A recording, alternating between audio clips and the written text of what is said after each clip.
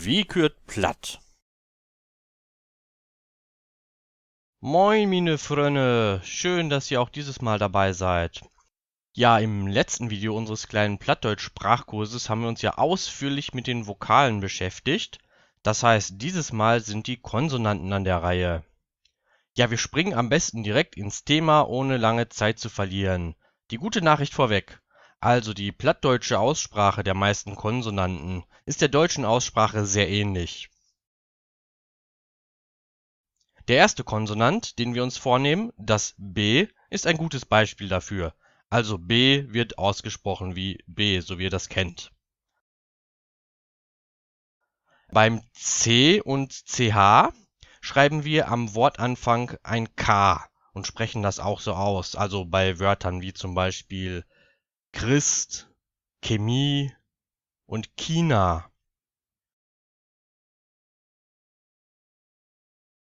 Ansonsten wird das CH wie im Deutschen ausgesprochen. Genauso wie das CK, das wird auch wie im Deutschen ausgesprochen. Das gleiche gilt auch für die Buchstaben D und F. Die werden ebenfalls deutsch ausgesprochen. Das G ist ein Sonderfall, da es in vielen plattdeutschen Dialekten etwas anders als auf Deutsch ausgesprochen wird. Steht nämlich das G am Silbenanfang, wird es wie ein CH ausgesprochen, also ch oder ch.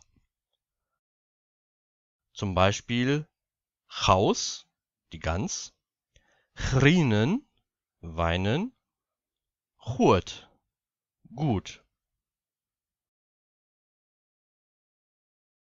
Das ist allerdings auch vom regionalen Dialekt abhängig. Auch am Silbenende nach einem Vokal gilt diese Aussprache. Zum Beispiel noch, genug, höchte, die Höhe, toch, der Zweig. Ansonsten wird das G wie im Deutschen ausgesprochen. Die Buchstaben H, J, K, L, M, N und P werden auch deutsch ausgesprochen. Das Q verwenden wir, zumindest in dieser Schreibweise, nicht. Stattdessen schreiben wir einfach KW. Also quatern, reden, schwätzen, quäke, die Krähe, Quadrat, das Quadrat. Das R wird in der Regel gerollt.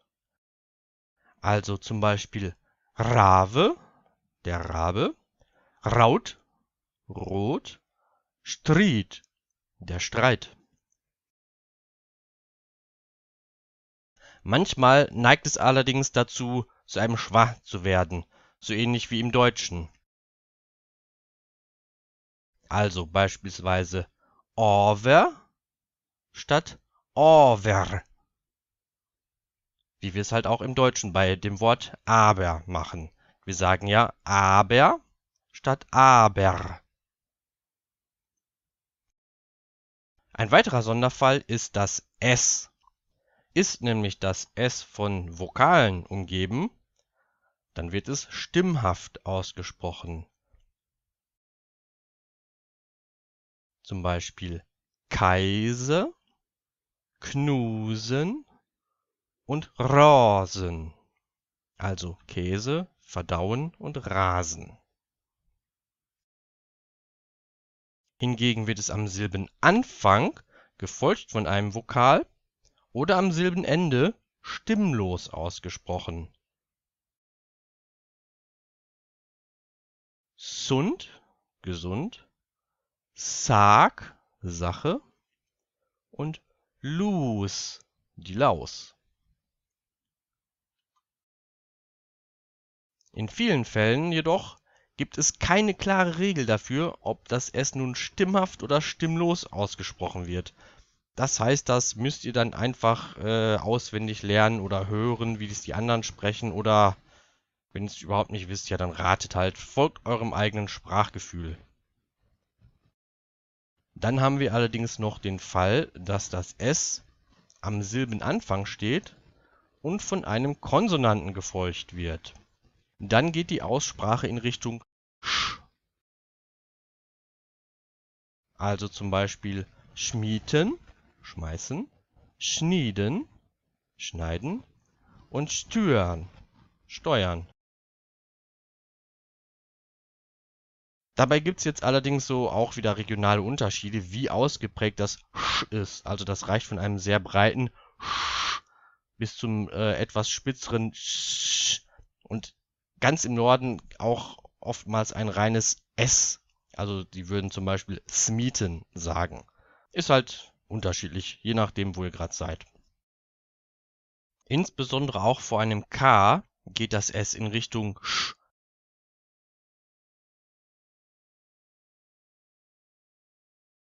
Also zum Beispiel Buschk, der Busch, Fischk, der Fisch, Waschken, waschen. Die Aussprache des SCHs ist ebenfalls von Dialekt und vom Sprecher abhängig.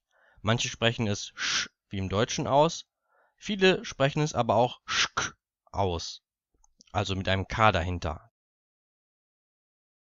Zum Beispiel Schkole, die Schule, Schkorb, das Schaf und Schkeiten, schießen. Das SZ bzw. scharfe S brauchen wir in dieser Schreibweise nicht. Das T sprechen wir einfach aus, so wie wir es aus dem Deutschen kennen. Das V ist wieder ein Sonderfall, dahingehend, dass wir es immer f aussprechen, also unbetont und niemals w, anders als im Deutschen, wo man zum Beispiel beim Wort Vase w benutzt und beim Wort Vogel f, aber beides wird mit V geschrieben. Machen wir so nicht.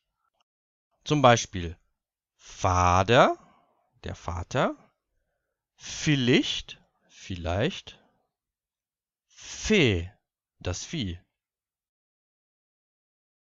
Das W wird generell wie im Deutschen ausgesprochen. Allerdings wird mitunter W geschrieben, wo man eigentlich ein F hört, nämlich wenn in der Mehrzahlform an dieser Stelle ein W auftaucht. Beispiel Hof, der Hof, Höwe, die Höfe. Da haben wir also in der Mehrzahl das W, das heißt, wir schreiben auch in der Einzahl ein W, auch wenn es meistens eher wie F klingt. Aber lasst euch davon nicht irritieren, im Zweifelsfall schreibt einfach das, was ihr hört und sprecht das aus, was ihr lest. Das X brauchen wir in unserer Schreibweise nicht, stattdessen schreiben wir KS. Zum Beispiel Büchs, die Hose, Nix, nichts, Echse, die Axt. Das Y brauchen wir gar nicht. Und statt des Zs schreiben wir TS.